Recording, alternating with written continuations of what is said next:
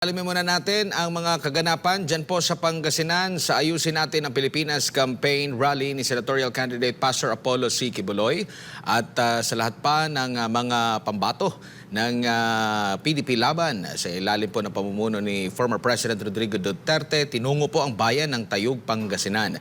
Dito po ay nilatag ang mga konkretong solusyon at plano ng buting pastor para sa pagkamit ng mas maganda at maunlad na Pilipinas oras na maupo sa Senado. Live na magbabalita po sa atin mula dyan sa Tayug, Pangasinan, si Paul Montibon. Paul, magandang hapon.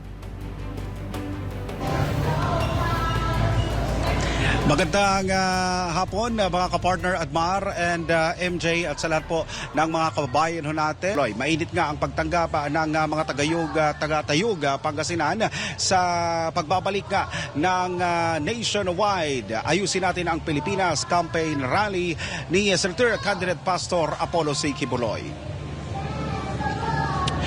Kung gaano nga kainit ang summer ngayon, ganon din kainit ang pagtanggap ng mga taga-Tayug, Pangasinan sa mga volunteer ng Pastor Apollo C. Quiboloy for Senator Movement North Luzon Chapter sa kanilang nationwide Ayusin Natin ang Pilipinas rally na sumusuporta sa kandidatura ni Pastor Apollo C. Quiboloy.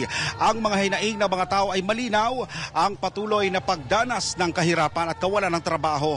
Ngunit naniniwala sila na ang pagbabago ay magiging posible lamang kung magiging responsable ang bawat isa sa pagpili ng tamang kandidato sa darating na Mayo. Ang mga kandidatong may malasakit at may konkretong plano para sa mas maayos na kinabukasan. Mga kandidatong magbibigay liwanag at maging tulay sa matagal ng pangarap ng mga Pilipino na makalaya sa maling pamumuno at makamit ang isang makatarungan at masaganang bansa. Number one, gusto ko yung hindi nag-away-away. Yan ang unang-una sa akin.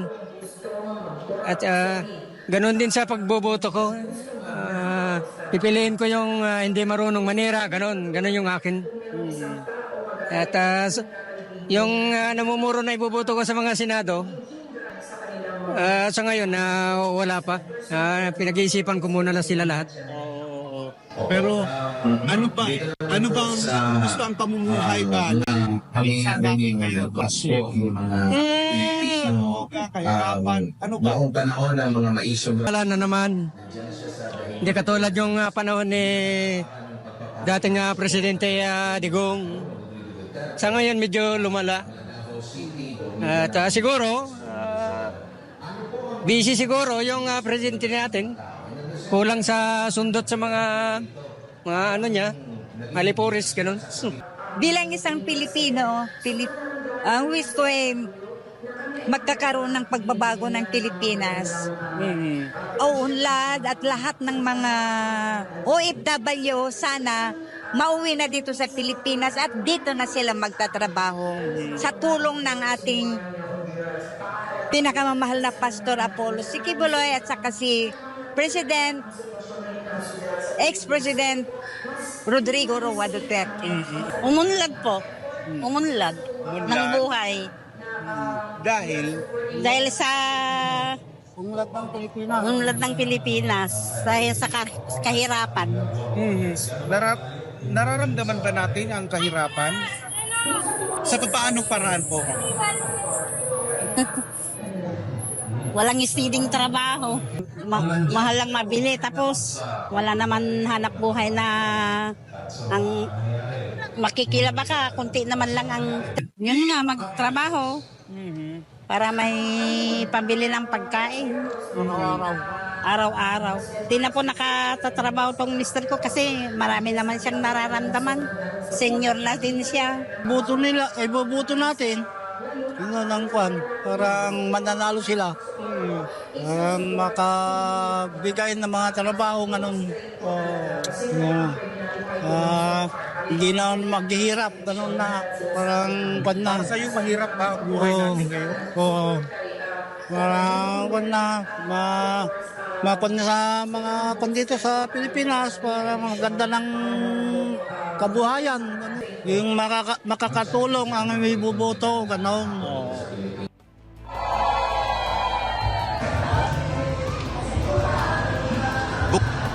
Bukod naman sa pagiging kilalang matalik na kaibigan ni dating Pangulong Rodrigo Duterte, matagal nang may resibo si Pastor Apollo sa usapin ng maayos na pamumuno. Siya ang tagapagtaguyod ng isang malinis na komunidad, isang bayan ng walang korupsyon, walang krimen at may matibay na takot sa Diyos. Kasama ng kanyang malasakit sa paglilingkod, prioridad din ni Pastor Apollo ang pagbibigay ng libreng edukasyon, medical na tulong at pantay-pantay na oportunidad at trabaho para sa bawat Pilipino. Ay kitang-kita naman ngayon dito sa Tayug, Pangasinan, nakikisa na, nakikisabay na sa tuloy-tuloy na programa natin dyan sa Pampanga. At siyempre maya-maya excited din sila na makinig pa ng mga plataforma ng iba pa ng mga kumakandidato sa pagka-senador, lalong-lalo na ang ating butihing pastor, Pastor Apollo C. Quiboloy. Mensahe ng pagkakaisa at pagbabago sa buhay ng mga taga-Tayug at sa kabuuang lalawigan ng Pangasinan. Mula dito sa Barangay Trenchera, Tayug, Pangasinan. Para sa Diyos at sa Pilipinas kong mahal, back to studio mga kapartner. Balbayeg, salamat Paul Montevon mula dyan sa Pangasinan.